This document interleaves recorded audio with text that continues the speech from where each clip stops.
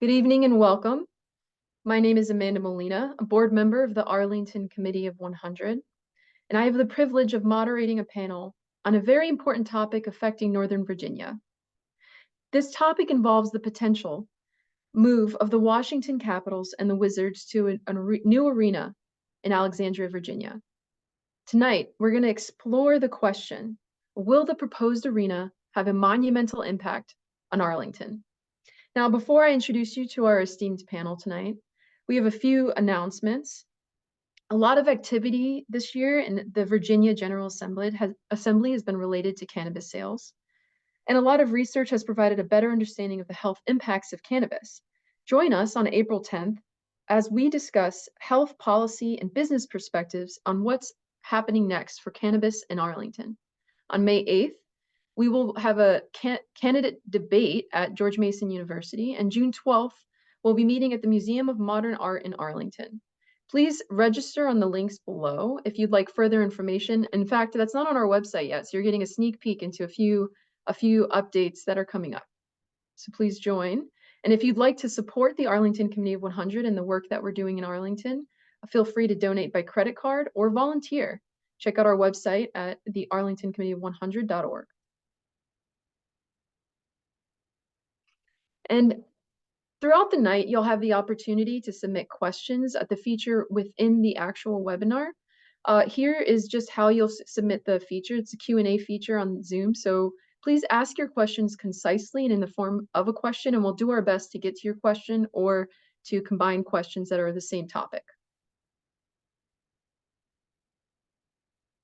All right, and I have the privilege of introducing Libby Garvey, the chair of the Arlington County Board, Terry Clower, the Northern Virginia Chair and Professor at George Mason University, and Brad Humphreys, Associate Dean and Professor at West Virginia University.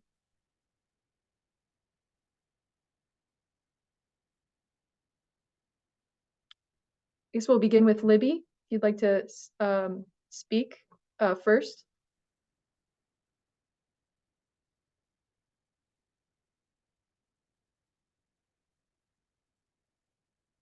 Before Libby goes, each panelist will give them some time to speak throughout the programming, and the questions you can ask after they give their presentations.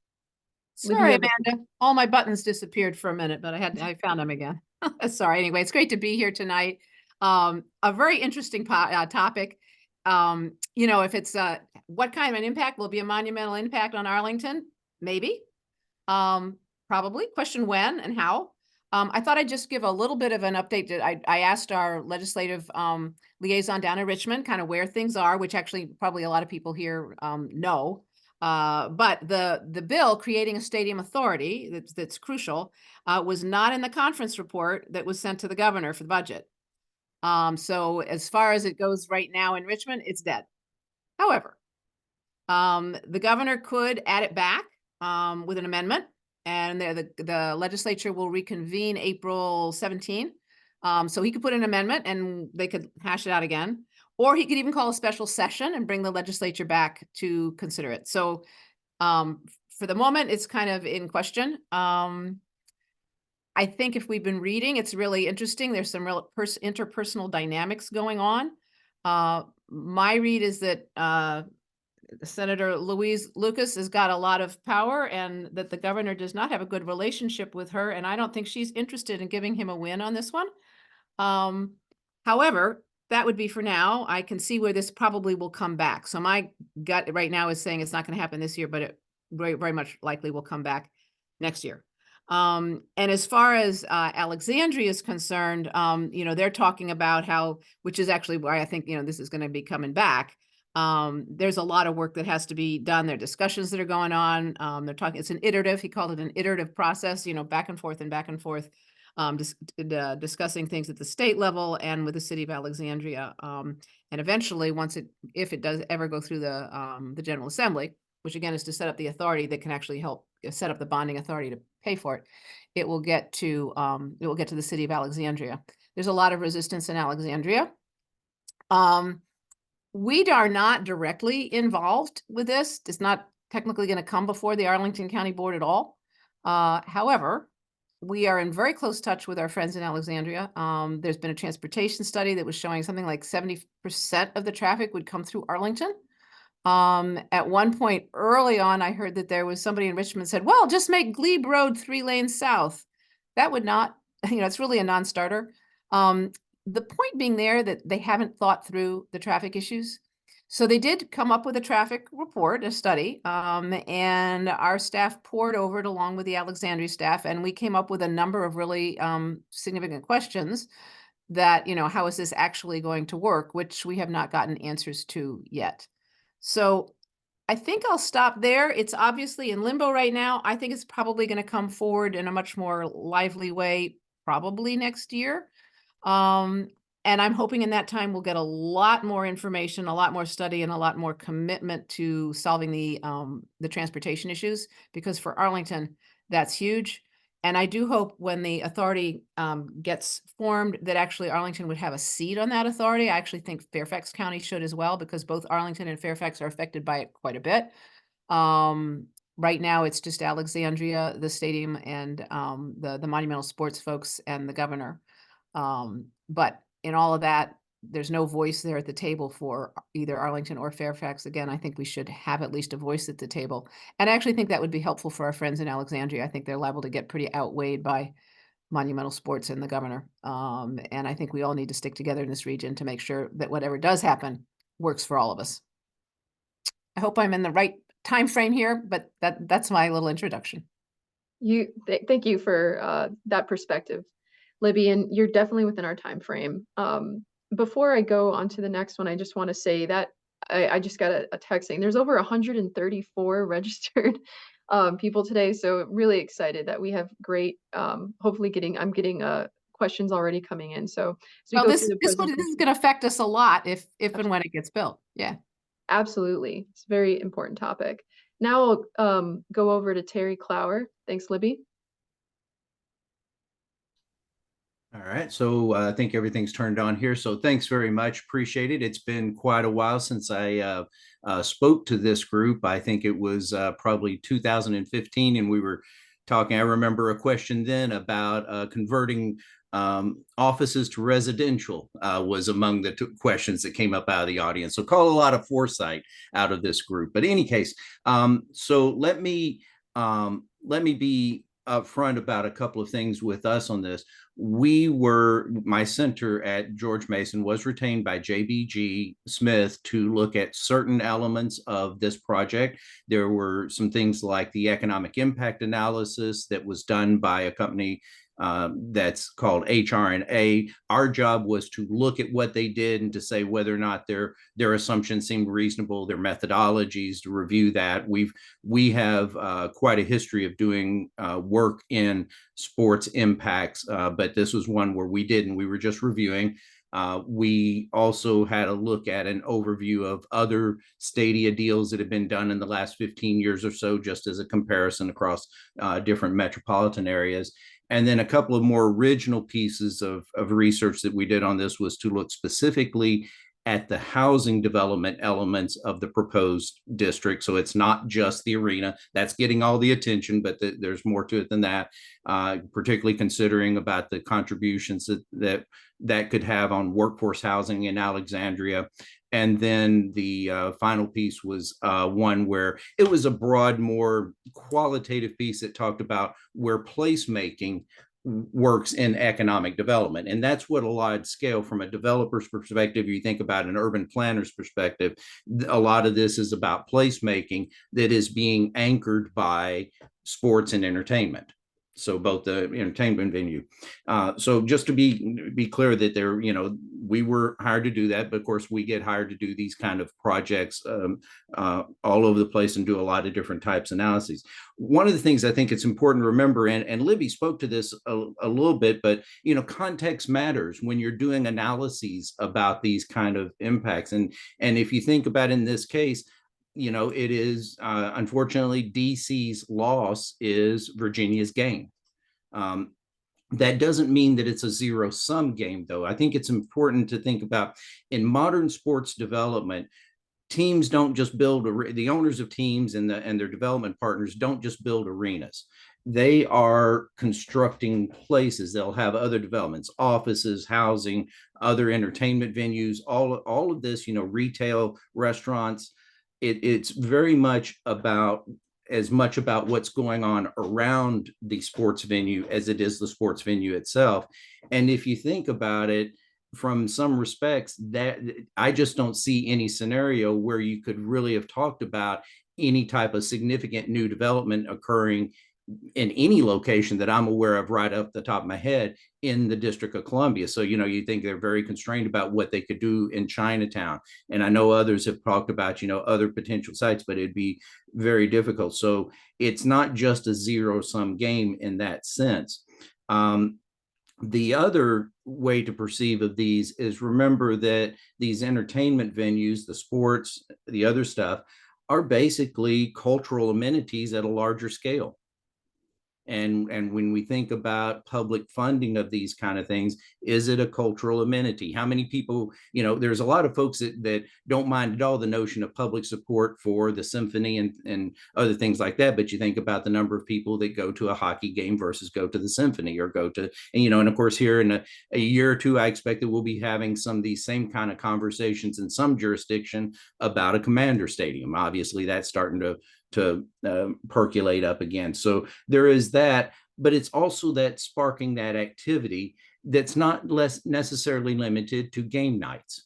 So what else are you getting? Are you getting a place where people want to go, where people want to be seen? And how does that fit in making attractive neighborhoods that help you basically attractive investment from companies? People want to live nearby and participate in these. I think it's very interesting to see how the specific designs will play out in this.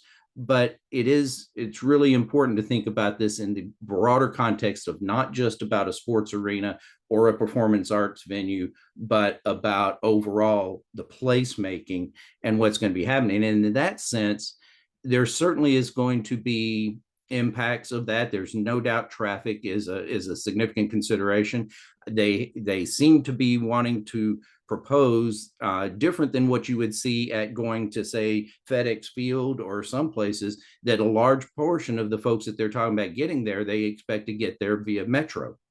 But of course, that also might have an impact to somebody who's normally riding metro, getting back and forth to work on a game night. So it's certainly there. I think Libby's absolutely right. These things need to be dug into. And of course, the overall package includes accelerating the timeline on some both road developments, as well as, of course, redesigning the Potomac Yard Station. That's really not very old, but to make it to where it can happen.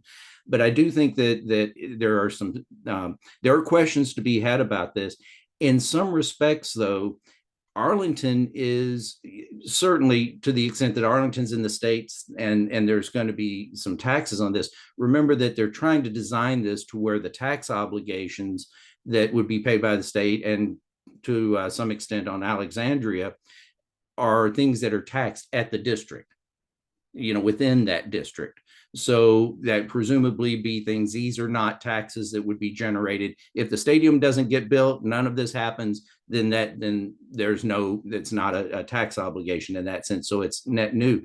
But that benefit, given the proximity of the site to all of this, I would say that placemaking benefit is actually something that's a net gain for Arlington, without having the direct tax obligation that Alexandria is going to put in terms of contributions of local taxes, as terms of the contributions that the city is going to make in upfront development cost. And with that, I think let's move on to the next speaker, and then let's get into the questions, because I'm seeing a lot of questions. Sorry, that Q&A number's going up, Amanda. So let's get into the conversation. Absolutely. Thank you, Terry. And we'll kick it off with Brad, our final panelist for this evening. And then we'll go into questions right afterward. Thanks very much, Amanda. And I have a few slides I won't bore many people with, but just to move on. So there we go. Next slide, please.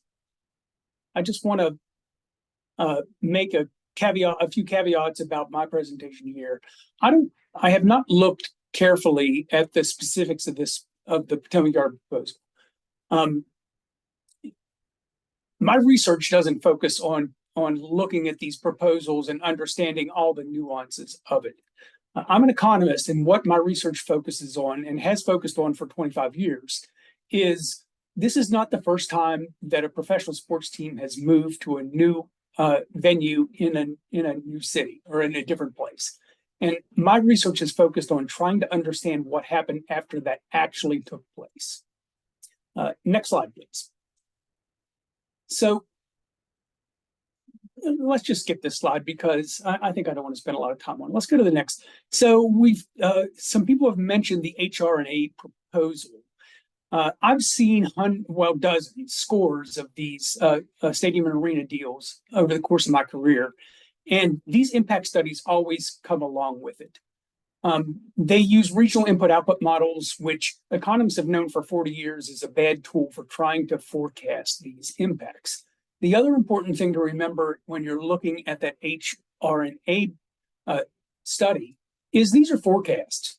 And they always contain huge round numbers of the whole piñata of benefits, jobs, higher income, tax revenues, but they never dwell very much on the fact that this is a forecast. We don't know if this is going to happen or not. It may or may not. Nobody ever goes back and looks at these forecasts. So they get a lot of attention, as we've seen here, but I think that one of the reasons I'm glad to be making this presentation is the general public is not able to evaluate the typically poor quality of these reports, and they don't know what the peer-reviewed research says. Is promotional material. So to give you an example of this as a forecast, could I have the next slide, please? I cut this out of HR&A. There's the big round numbers on lots of scenarios, and those look really impressive. We're talking about billions of dollars of forecasted economic benefits. But if you go into the appendix of that, you'll see the following, the bottom statement, that basically HR&A is not even confident that this is ever going to happen. They want to wash their hands of guaranteeing that this is going to go on. Why? Because it's a forecast, and they haven't given us any indication whatsoever of what the accuracy of that forecast may be. You know, the weatherman doesn't say it's going to rain tomorrow.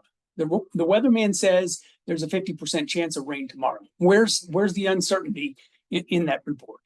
Important to remember. Next slide, please. So I've gone, and myself and a lot of other economists have gone back and looked at what happened over the last 40 years when teams moved around. The research uses different sort of methods, different data, different levels of geographic specificity. But the consensus in this 40 years of peer-reviewed research is that none of the past moves or new stadium or arena construction projects generated any tangible net new economic impact. What they're really good at is moving economic activity around. There's no doubt, nobody can dispute the fact that there's going to be, you know, a new arena, there's going to be 10, 15, 20,000 people in every game there. That's going to concentrate economic activity. But that's not new economic activity. It's just entertainment spending in the DMV that's being moved around. Now, you might want to say, well, it's great. We want to take spending from DC and move it to Virginia. That's great. But from an overall economic policy perspective, is that something that you would want to spend $1.5 billion of taxpayer money on to have some people who are currently spending money in DC spend it in Virginia? There might be some claims about tourism effects. There's a lot of evidence there that those are not very important. But so my final slide, please. I think the thing that is missing from this entire debate is the scholarly evidence in peer-reviewed journals that concentrating that economic activity generates substantial negative externalities in the local economy nearby the facilities. There's a tremendous amount of evidence that local traffic congestion gets much, much worse. I've published a lot of this research. You're talking about events during the weeknights. Many of them are going to start right at the end of the evening rush hour. Traffic congestion is going to be immensely worse, and it's going to be caused by the events in these arenas. More traffic congestion means more local airborne particulate matter. Air quality is going to be worse because cars are idling in the traffic that is caused by the events in this arena. There's clear evidence that crime goes up, and it's caused by professional sporting events. There's clear evidence that local domestic violence is going to increase after unexpected losses by the team. There's a number of papers that have focused on this. That's just part of the negative externalities generated by sports. There's evidence that congregating people in close quarters in sports arenas and stadiums is going to increase the local transmission of airborne viruses. That's peer-reviewed research. And finally, there's research that suggests that when you build a new arena, the first thing they're going to do is dig an enormous hole in the ground. That stirs up a lot of air pollution, and it also involves a lot of trucks driving in and out of there to move that soil out to build the arena. That there's evidence in peer-reviewed journals that is going to increase airborne particulate matter during the construction period, and that decreases local infant birth weights. So which is a health problem that many communities struggle with. So I think it's really important to recognize that these negative externalities are going to be generated and caused right along with the claimed positive economic benefits that has been the focus of the debate as I can see it so far. Thank you. Well, thank you all for your perspectives. Very appreciative. Now, before I go into this next question, we have a lot of questions coming in. It's kind of a combined question. So this is to anyone on our panel. So it's two parts. The main question that I'm seeing, and just combining a few of them, is who pays for the arena and who are the players for the approval of the arena?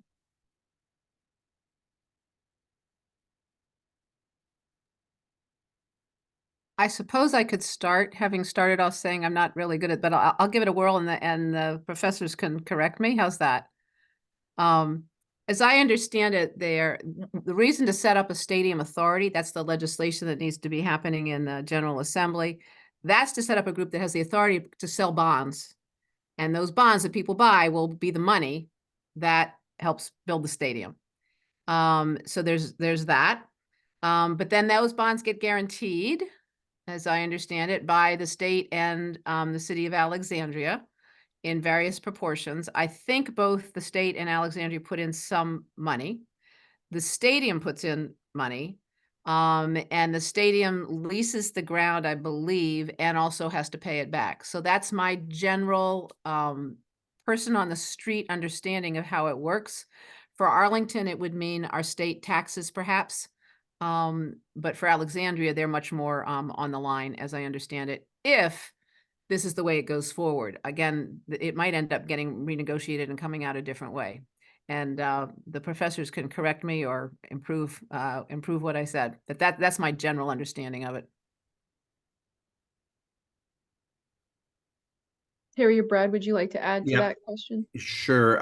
Just to put a little bit more detail into Libby's comments on that. So the numbers that are being provided by the governor's office at the moment would suggest that, so you get the initial funding, for the private revenue bond, the private side of that's about 31%, about 11%. So the money paying for the bonds out of that, you get that's total about 53%, I think it is, of the total construction cost is out of the bonding.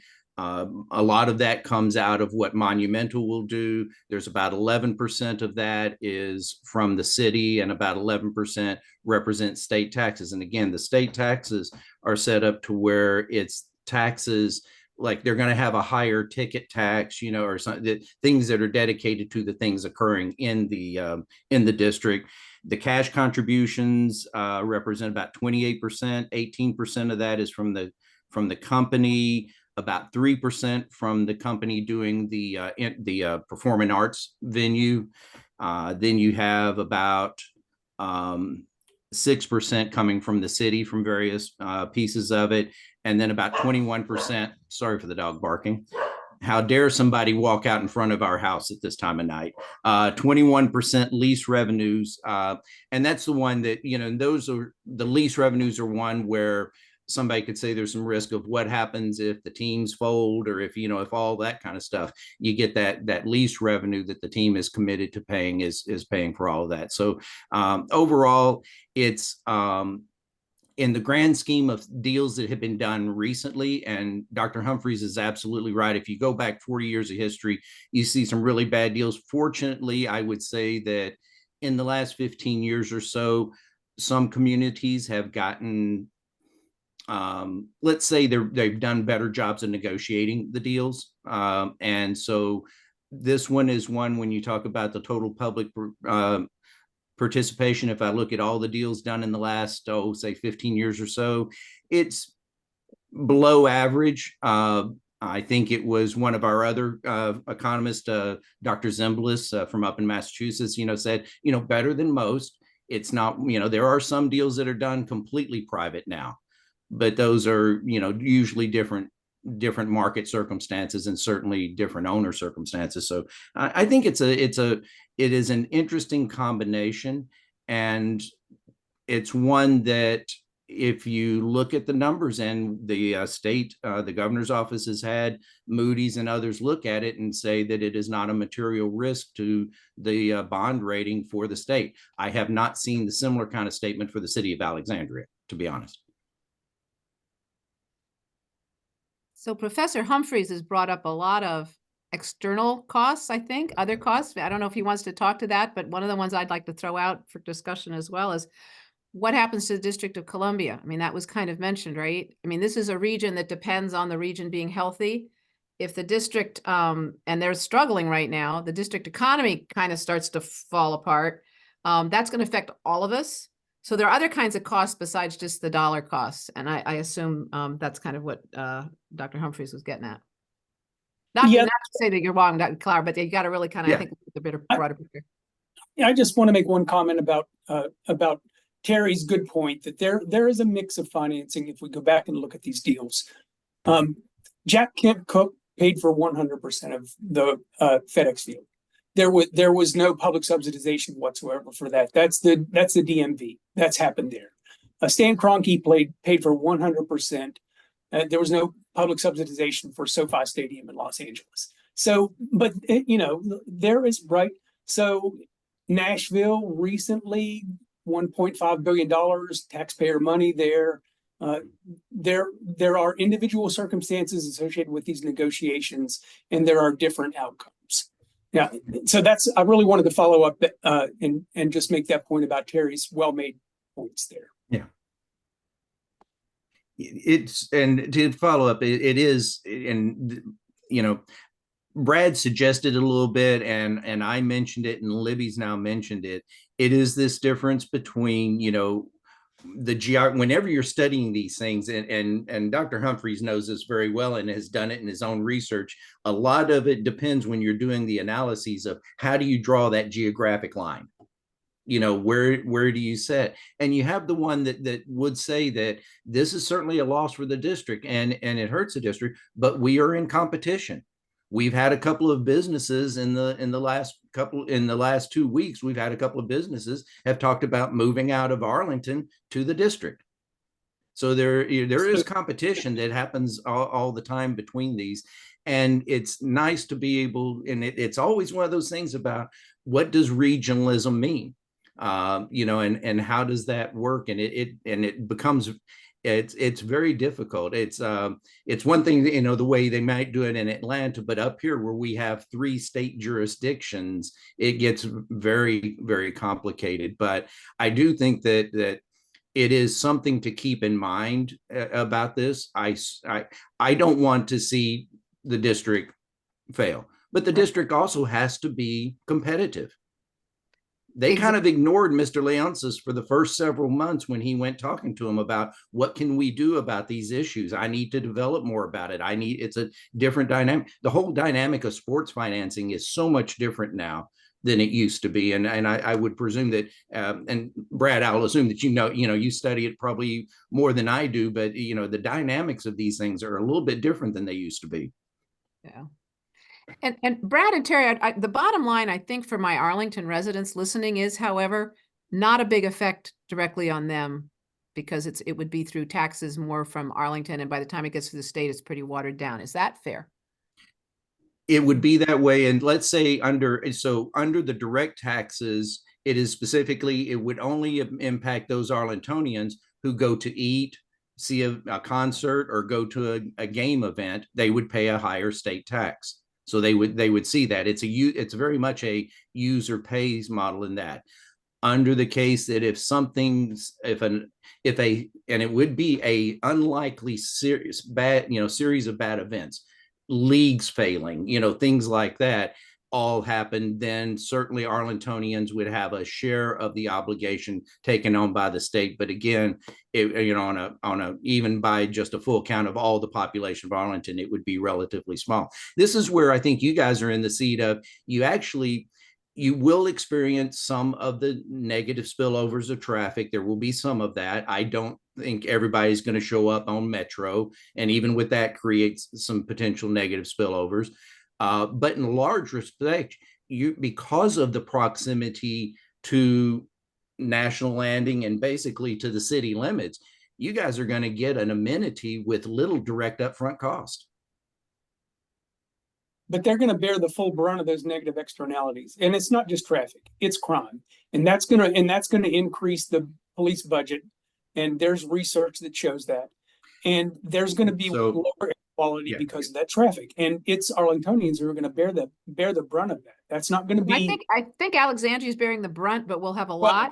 Is that fair? Yes, that's fair. Well, it's an interesting thing. And again, you get the scale, because one of the interesting things about the HRNA study that was done compared to most of the ones that Brad or I would read, or that I have seen before or even done before, in their fiscal impact statements.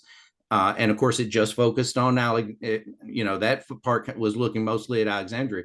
They actually took into account, it was a net effect in that they actually put in allowance for increased police cost and all that. The cost of crime, I mean, I appreciate Brad's position on that, and I don't argue it at all. We've seen it. It's very much like what we used to see in the literature about crime rates around casinos and stuff like that.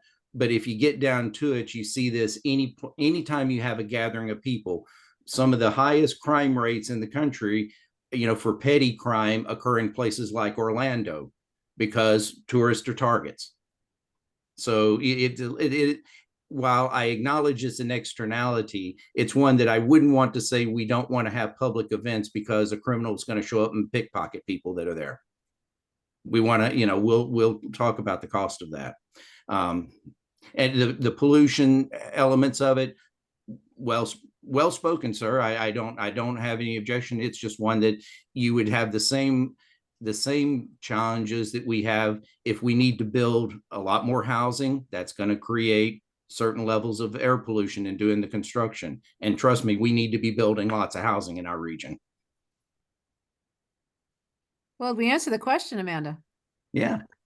Yes, you did. Just going off of this a little bit, since Brad mentioned the SoFi Stadium, and in those instances that were privately funded, did any not require a net tax subsidy over a period of time, or do they all typically involve some kind of tax subsidy? How purely private is it? Well, look, there's going to always be some infrastructure spending which is going to be public. There's going to have to be roads built and sewerage and water and utilities to go into brand new sites, and that government would provide that for any new construction, whether it was sports or not. But in terms of money, public money that went to the construction of the facilities and the parking lots around that was 100%. In SoFi's case, it was 100% privately financed. Yeah. In Jack Kent Cooke with FedEx, 100. He built that stadium. I know I'm a lifelong Redskins fan, so I'm So Brad, of course, I think it's interesting, and I just toss this out with tongue firmly planted in cheek that we had the articles in the Washington Post recently that were going back in time and looking at that. And yeah, Mr. Jack was lamented that decision for a long time when it came time to try to renovate, because you have the thing about state of the more recent ones. There are some others that have been fully publicly funded. Things like the Clippers facility in Los Angeles. Obviously a bit different market there. I think and correct me if I'm wrong, but I think even maybe that Chase Center that the Warriors play in, Brad, I think that one is fully. At the other end of the spectrum, there's a new deal going to be done, and I'm not making a comparisons on cities, but Oklahoma City is about to start construction on a new basketball arena for the Thunder to replace the existing one, and that's going to be 95% public funding. And it had a public referendum, and what was it, Brad? What was it? About 70% voted for it. I think it was an overwhelming vote. Now, there is no way I would say that Alexandria needs to be comparing itself to Oklahoma City. Don't get me wrong, but what we still see is a big range of these things. And the deal that's on the table is at the lower end of public participation on average, but it's certainly not zero. No, you're exactly right, and I don't dispute any of that. I will say that the evidence on how referenda voting comes out on these sort of things is really mixed, and it's all over the place. And we can't just look at that Oklahoma City referendum and draw general conclusions for that, because there's plenty of those referenda that have failed. And I think it is cultural. I mean, I think Terry brought up the culture issue, and the culture in Oklahoma and the culture here is different. Yeah. Well, I tell you, the interesting one that I actually lived through was when I was in Dallas, and they had the public referendum for the city's financial participation in what is now American Airlines Center. It was being built for the hockey team and the basketball team, which another one, there's not many of these arenas that are double sport now.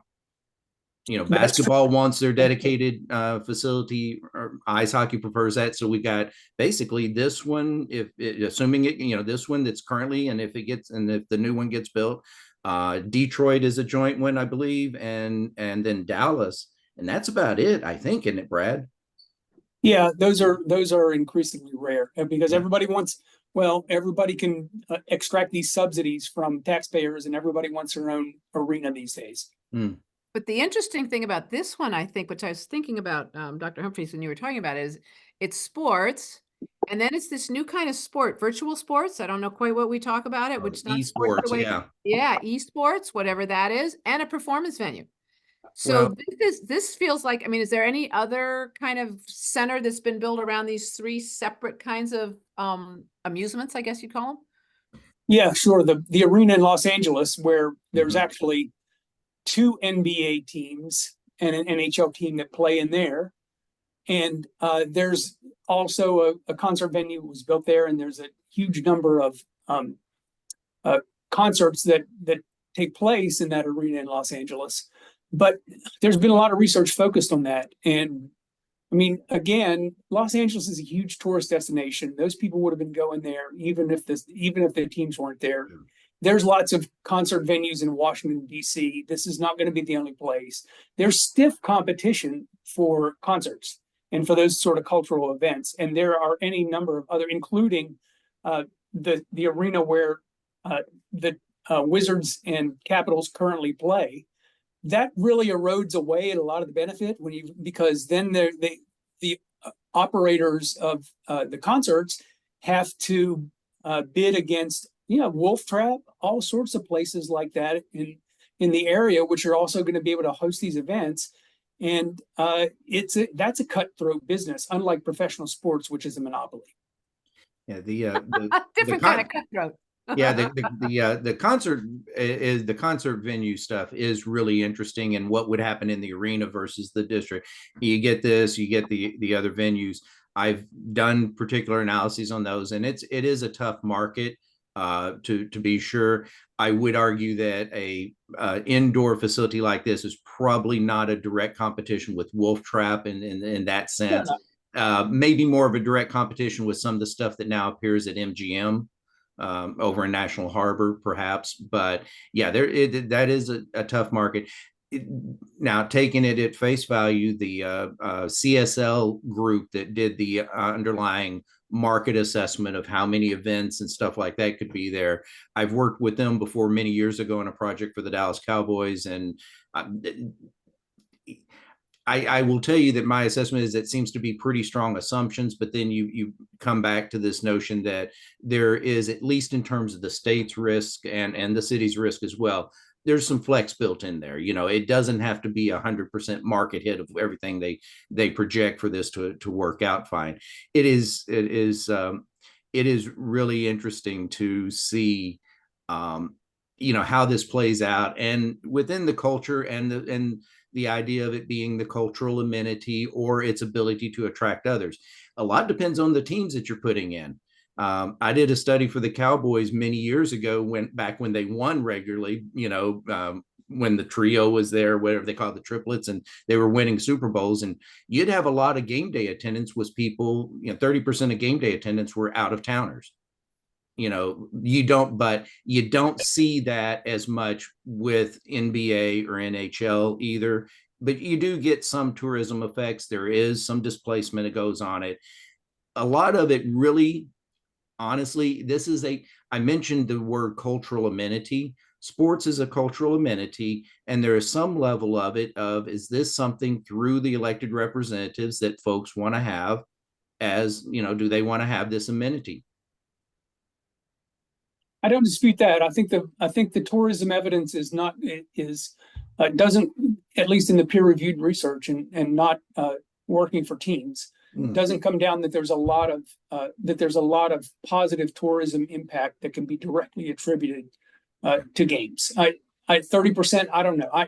I have not seen that sort of evidence in the papers that one I wrote on Los Angeles, one I know of about that focuses on Charlotte and a few other places. There's a group of sports fans that are renting hotel rooms that would have been rented to other people because those are in tourist locations anyway. Sure. But well, and I will make this point and agree with Brad. That also is contextual. I've always said that thing about, you know, holding a Super Bowl in Miami during February is, you know, well, you charge more for the room, so there's that marginal benefit, but the number. Now, holding a Super Bowl in Indianapolis, there is nobody in Indianapolis there voluntarily in February.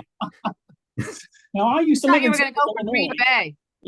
Oh, in Green Bay, your brain was frozen by the time you got there anyhow. So we appreciate the financial questions. I have a few more coming in that are kind of geared a lot more towards infrastructure. So I want to shift gears here. Yeah. Sure. This may be a little bit more so for Libby, actually, but with respect to a lot of the information that's been in the news regarding our commitments to Amazon, how will the arena impact county plans to bring Route 1 to grade through National Landing Corridor? Good question. We're working really hard to make sure that it stays at grade, and Amazon is also concerned about having it stay at grade. And that's one of the things that there's a lot of talk, you know, sort of behind the scenes as much as we can. And again, that's where we, you know, do not have a direct vote, but that was part of the agreement the state made with Amazon.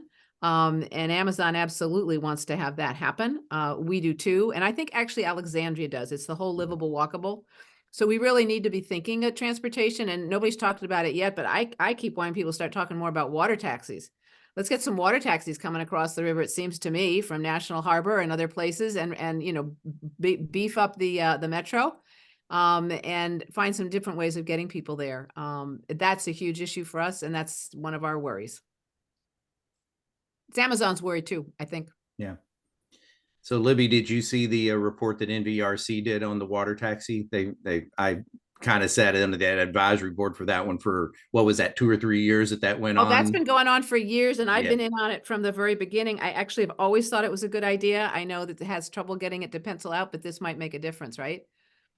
It'd be an interesting thing. That goes back that goes back to my original marine transportation days, right? You know, and so but it's yeah, that is an interesting thought, but I think if marketed and worked well, I mean, that's not my sure. bailiwick, Yeah. right? But I what a think it'd great be way to get on it. You look. take a lovely boat ride across.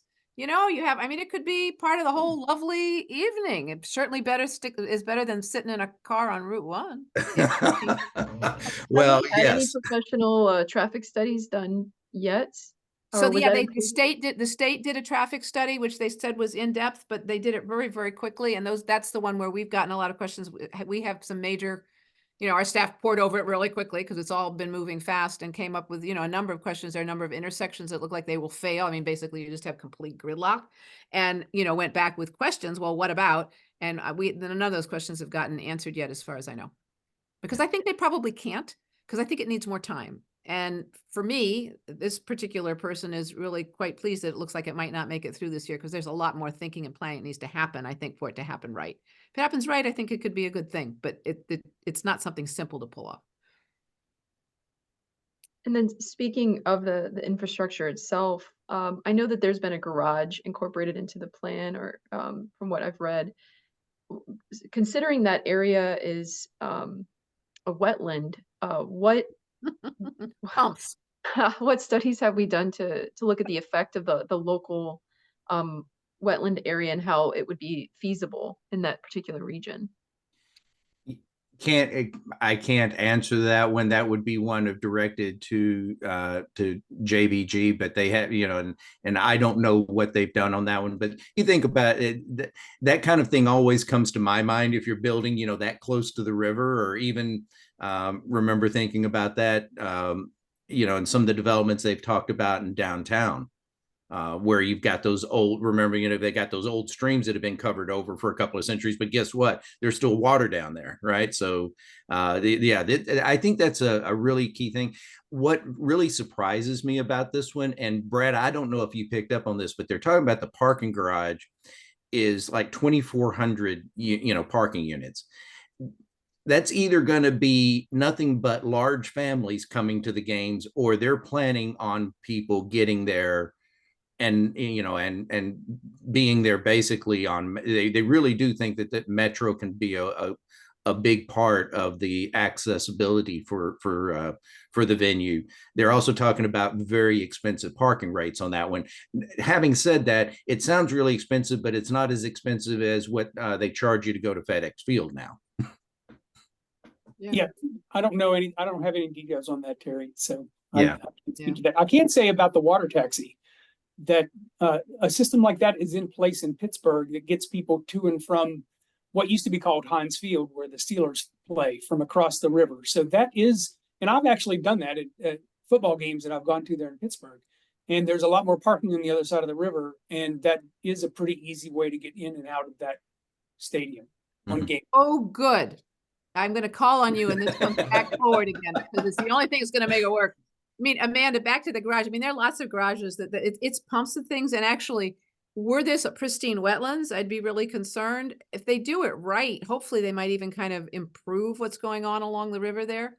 It would take money, but you know, that was a, you know, a rail yard and things. So it's not pristine at all. And if you've got money and engineers, you can pretty much do everything. And as I say, I think the answer is probably pumps. Got it. And Libby, would they, I mean, typically a lot of, like, you know, citizens of Arlington and Alexandria area are concerned with parking, especially with a lot of the people coming in. Do you typically see permit changes happening? What kind of permit changes? You know, like they're in DC, they have like zones. So Oh, I something see along what you're those saying. We have that already somewhat in Arlington. The thing is, we're so far. I mean, we're really close, but I don't know that people parking and then what you think, like people would park in Arlington and walk to the stadium. Is that what we're thinking? That's what a couple of long our walk. questions are asking. Yeah, Yes. yeah, that would be a long walk. And if I were going to do that, I think I would take Metro, and you know, so I don't know. But we would have nothing to do with permit parking right around that area. That would be Alexandria. Right. I think the more interesting one there is certainly it'd be an Alexandria question, but you know, it's that parking as you go down further south into Potomac Yards development, where you have the, the townhomes at the very southern end, and then and then those kind of low rise condo structures that they've put up. It's kind of step function. I think that will be one that there will be some really interesting parking dynamics there, because that will be one of obviously protecting resident parking. Absolutely. And I guess there's a lot of questions still coming in, so maybe if we could keep our answers a little bit shorter. Okay. But with respect to the recent kind of defeat in Richmond this spring, what's next for like moving forward? I know that a lot of news has speculated that it's still moving forward, at least just in the future. What are you all I know nothing's is not Monumental necessarily, not speaking on their behalf, but just wondering what next steps are for either side. So I'll give you my guess. The guys can give you my guess is that it's not gonna make it this year. I don't know if the governor's gonna come back, but I suspect Senator Lucas might be just waiting for him to do that. I don't think it's gonna go well. Although I could be wrong. I mean, maybe he's gonna work something out. And then I think I suspect Ted Leonsis really likes the idea. I mean, he's looking for a legacy for himself, and this is an incredible site. So I doubt this is going to mean he's going to give it up. So I don't think it's going away. I think it's going to come back. And as I said earlier, I'm really hopeful that the extra time, there'll be a lot more thought given to the issues of transportation and those water taxis, and a lot more thought given, and it will be on much stronger, more sound footing when it comes back. But that's, I guess, maybe a little Pollyannish, but that's what I'm kind of hoping will happen. It's a pretty smart region, and they're smart people, and most of them are pretty well-meaning, and I think we could maybe make this work, but it's gonna take a whole lot more work to do that, and bullying by the governor probably isn't gonna make it happen. That's my 2 cents. Appreciate it. And then with respect to housing and affordability, just again switching gears here, how have any of the recent, like not recent studies, but any of the studies, especially with rising housing costs around the entire country, how is it going to affect affordability in the area? So that was one of the elements we looked at, and at least in terms of preliminary designs of what they're talking about, these units then keeping in mind that what is proposed is about 5,400 housing units. They'll be all projected as being rental units for now, and those units are going to be in square foot basis a little bit smaller, and they're going to be more stick built construction, and that's going to help hold down the rent levels. I don't know what all, but most of them will be ones that, and that was part of the analysis that we did, was we looked at workforce, that 60 to 80% AMI for Arlington, that kind of a range, and what folks could afford, and looked at what they could be able to do. So it's going to help contribute to the workforce housing goals in Alexandria. Alexandria is, they're great. They have all the transparency about their affordable housing goals and what they're doing, these different elements. And the one part that they're really behind on their goals that they set, as part of the COG agreement a few years ago, is that workforce. Not the affordable below 60%, but that workforce element. And this would contribute a good bit to this. To that element. The other piece that I would say is that, I'm concerned very much about housing costs in the region, about our ability to attract, retain workers. We've seen that around. And the number one way that we can affect that is by having more housing units. It's why Arlington has looked at the missing middle initiatives as one small stepping stone to that could expand. And it's something that we want to see. So I think, I'm for anything that's going to create more housing units, and particularly housing units that can be designed that is affordable for, middle income folks, not just folks that can, that can afford $4,000, $5,000 a month rent kind of thing. Terry, I had a question for you. Why are they looking at stick built and not, I mean, I know there's this cost effective thing, but not going higher, and really, because that's a lot more density there. And that's a problem I have a little bit with JBG even now. They're kind of going too much, I think, sometimes for stick built that gets you to a certain, and when you could get a lot more on that land. You can get a lot more going higher, but your cost per square foot rises dramatically when you go to concrete.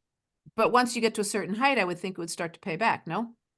not within the frame of what we would want to see. No. Okay. Okay. All right. And the other piece of this is that, you know, one of the things that I find that I actually mentioned the first time I chatted with the folks at JBG about this, and they were telling me about the housing. I was getting excited about the housing development and the potential other office developments. Kind of like, yeah, the sports are there, that's good, but what's all this other good, you know, these things. But what really, you know, I focused in on that, and one of the things that I was thinking about is that whole campus that Virginia Tech is building there, you know, for having graduate students and having young professors and visiting scholars and all this there.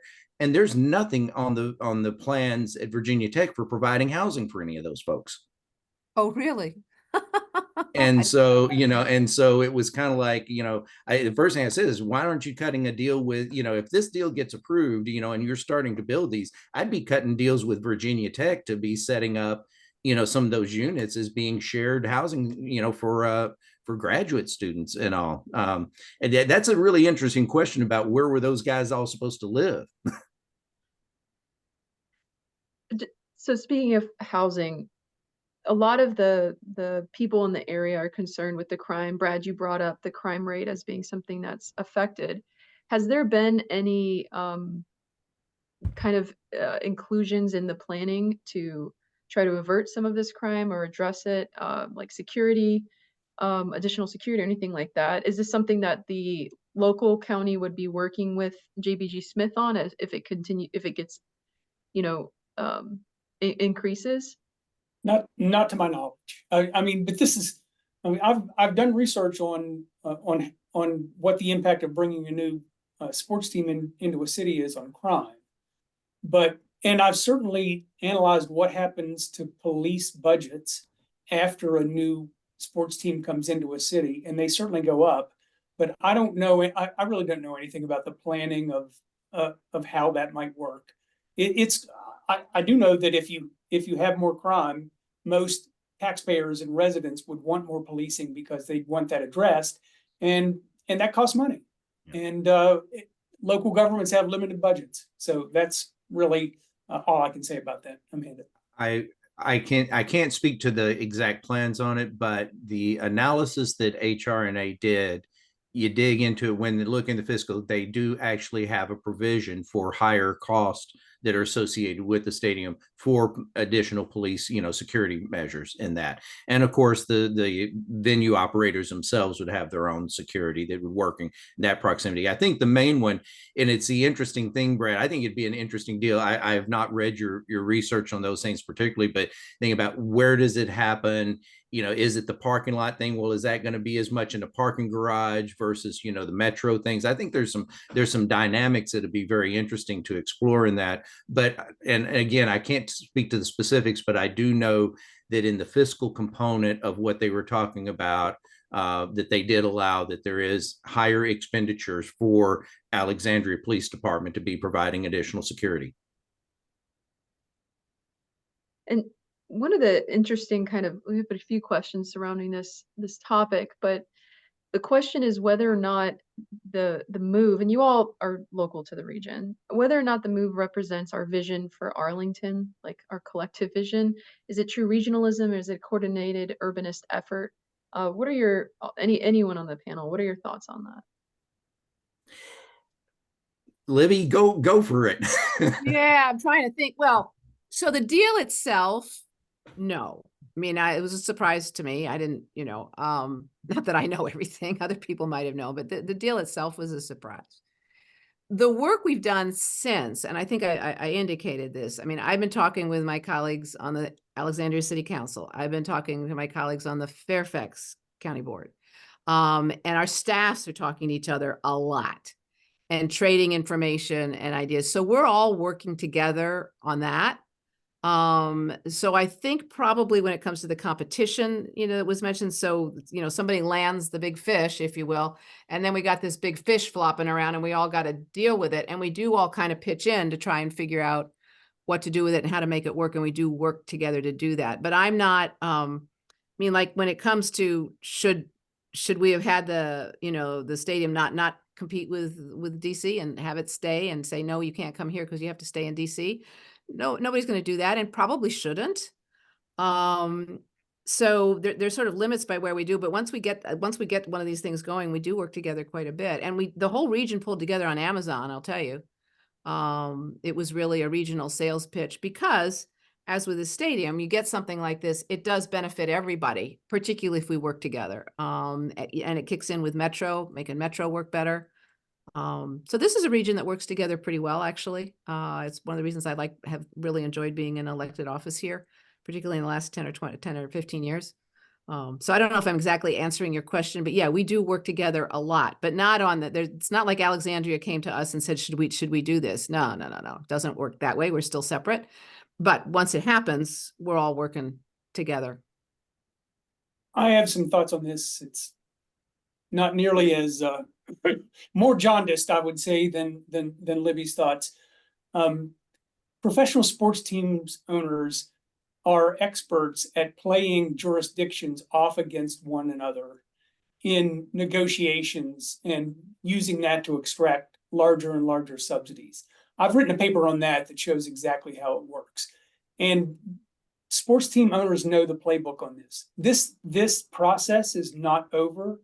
We haven't seen what the remaining stages that the ownership of the teams are going to engage in here, but I was certainly involved in the construction of the new Yankee Stadium in New York when that took place.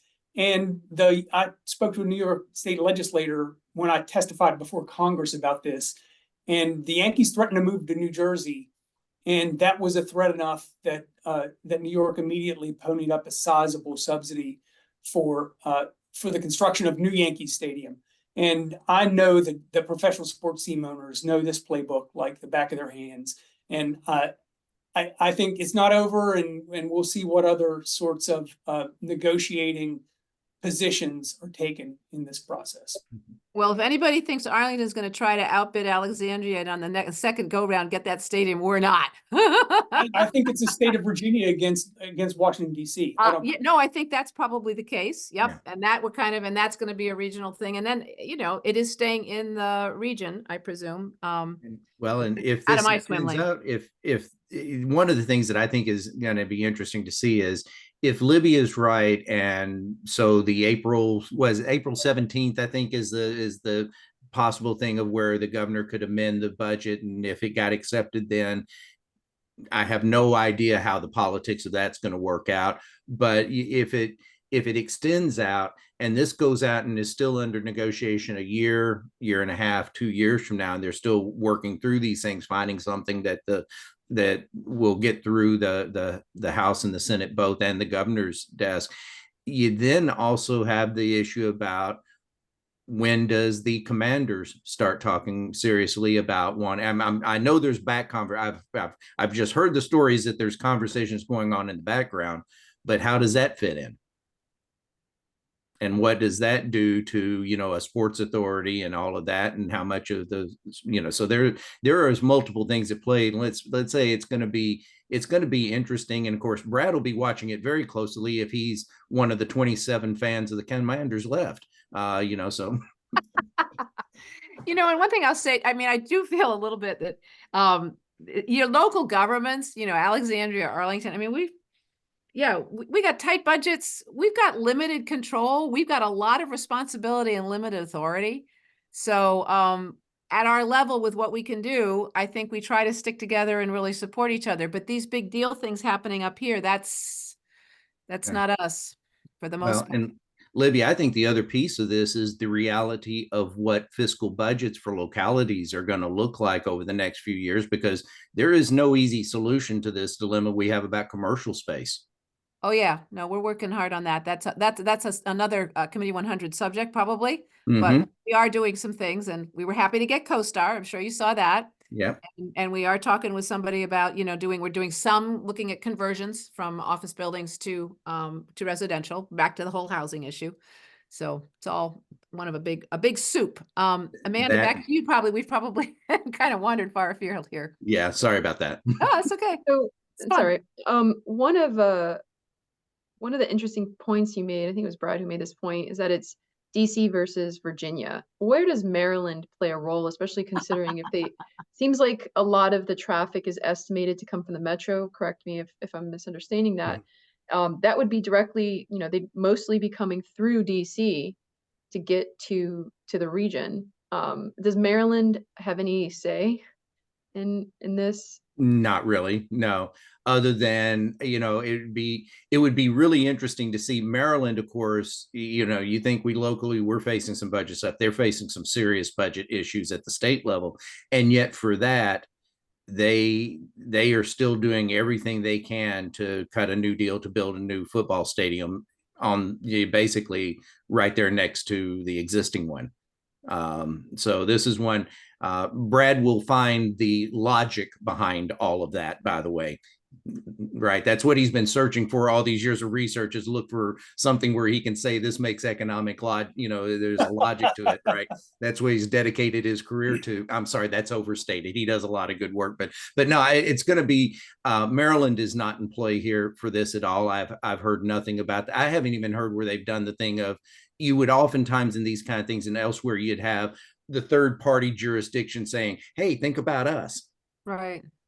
That water taxi, though, don't forget about that. Harbor. Well, but you can't get too far up north of the bridges on the water taxi. That's still Maryland, I think. That's okay. I want them. Yeah. I'll just add this. Maryland's not in play yet, but the first time I ever attended a Washington Bullets basketball game, I'm pretty sure they were playing in Maryland and not in Washington, D.C. So there's a lot, these negotiations can drag on for quite some time because the potential benefits in terms of subsidies are enormous. And we, again, don't know, and I'm not a forecaster, and I've already made my say about forecasts, but we don't know what the next play in this drama might be, or the next act in this drama might be. It seems like there's some residual effects, especially something we're concerned with in the Arlington region. For example, we talked a little bit, we touched on this with the policing and increased costs to the police budget. You also talked, Brad, about pollution to some degree as well, not just with natural pollution, but also human pollution. So with respect to those those later effects, after, like, let's say it gets approved at the the state level, after those initial kind of conversations, is there any kind of funding or state funding that the local government receives to try to address some of these residual effects? I have no idea. Yeah, and I can't think of a case where you'd have that. But also, let me challenge Brad gently on this, just in the sense that many of these effects are the kind of thing that you'd have no matter what you build. You're going to have some of this. If you're doing anything that's creating more people, you're going to have more traffic. If you have more development, if you have more housing, if we supply the housing we need for the workforce in this region to where folks are not having to commute 30 or 40 miles or 50 miles to get housing affordability, then some of these negative externalities are a part of that. We can answer that because I was going to say sometimes you do bring in infrastructure for roads. We did that with Amazon. Amazon came only after the state agreed to do some transportation improvement thing. There's some things where we negotiate that way. I don't know if that partially answered the question. I'm sorry, you're probably just about to answer, Brad. Sorry. No, I mean, of course, anywhere that you're going to concentrate large numbers of people, these congestion externalities are going to occur. But if you would just say build affordable housing over this entire site, it's not clear to me that that's going to generate the congestion externalities that are going to be generated by hockey games, basketball games, concerts, hundreds of nights a year. Because sure, there's crime in neighborhoods, but it's not going to be the same sort of crime or congestion.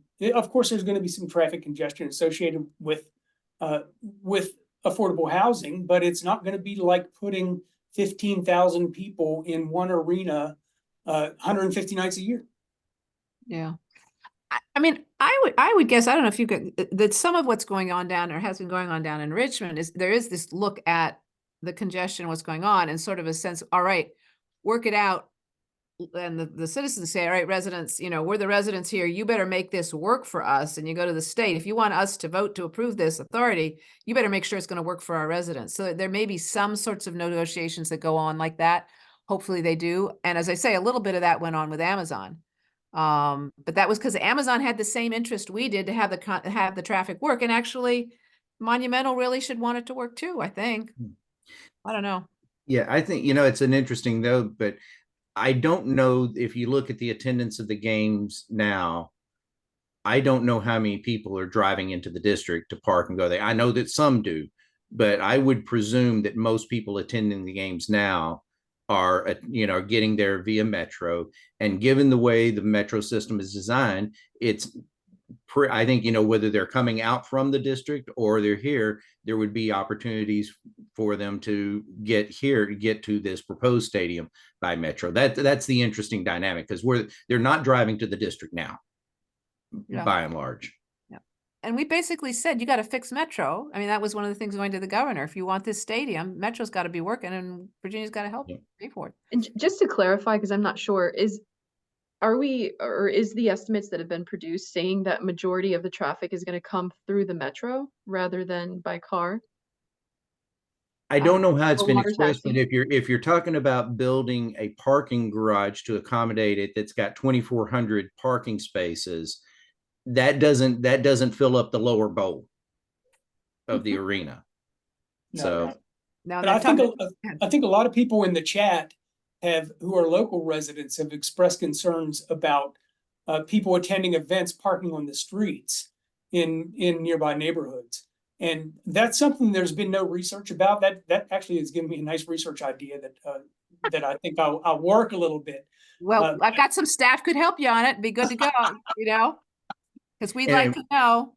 Well, and it is that spill. You think about what's that effect size? How far will, you know, you talk about football games or something, and folks will actually walk a good distance, right? If you think, of course, if they park in FedEx Field, they're walking a good distance in the stadium parking, right? It's because it's, you know, that's what we don't want to have happen. By the way, we don't ever want to see those kind of, you know, things appearing anywhere near a business district where you got, you know, 100 acres of parking around the facilities.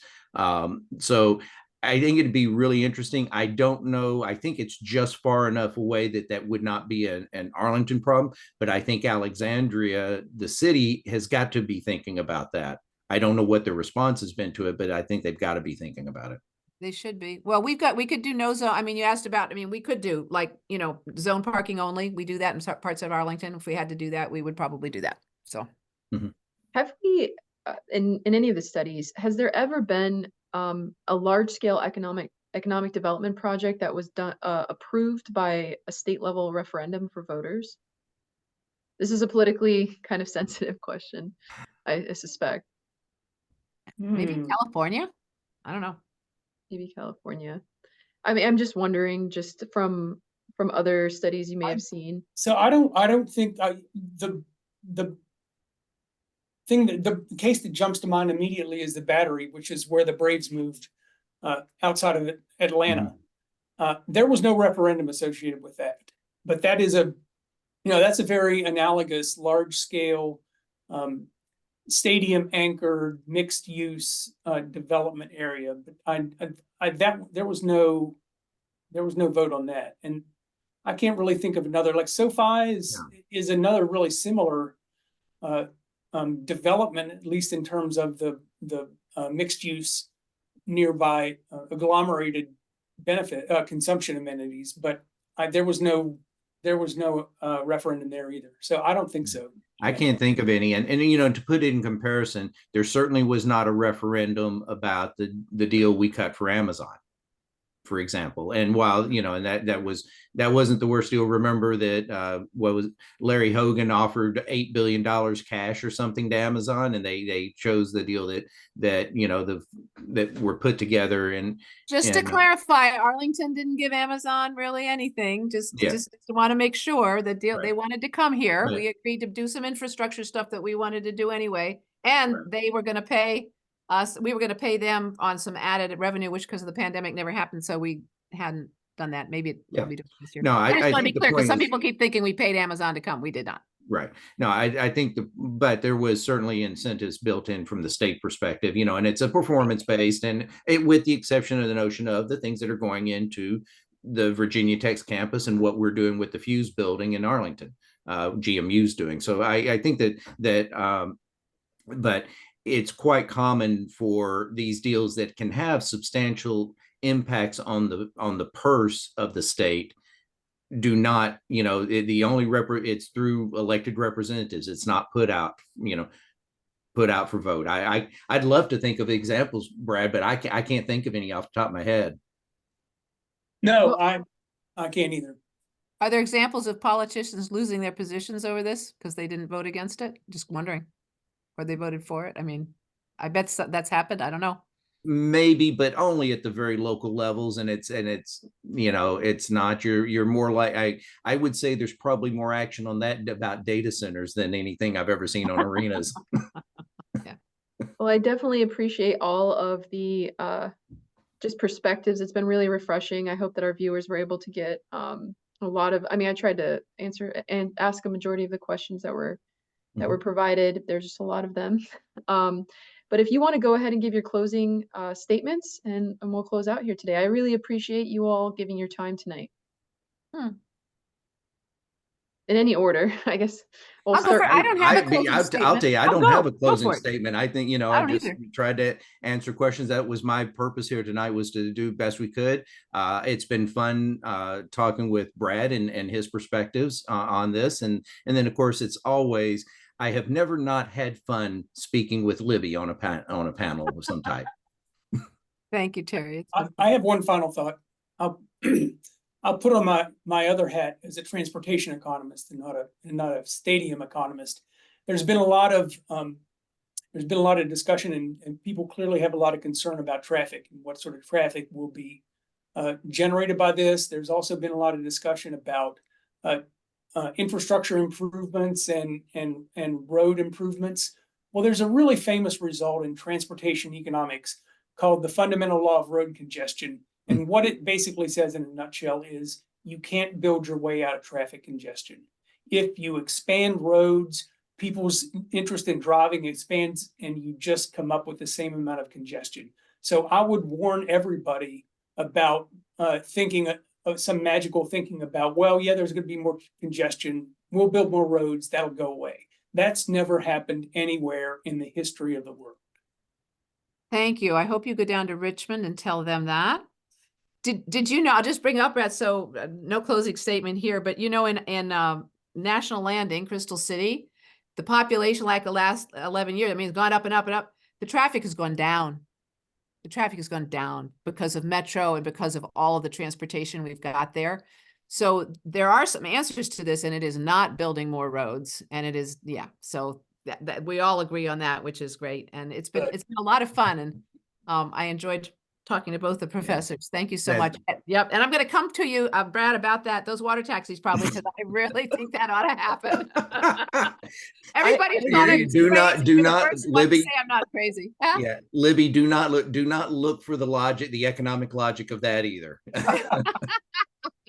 Thanks, everybody. I enjoyed it. Thanks. Yeah. Thanks, everyone. Have a great night. Appreciate it. All right. Thanks, Amanda.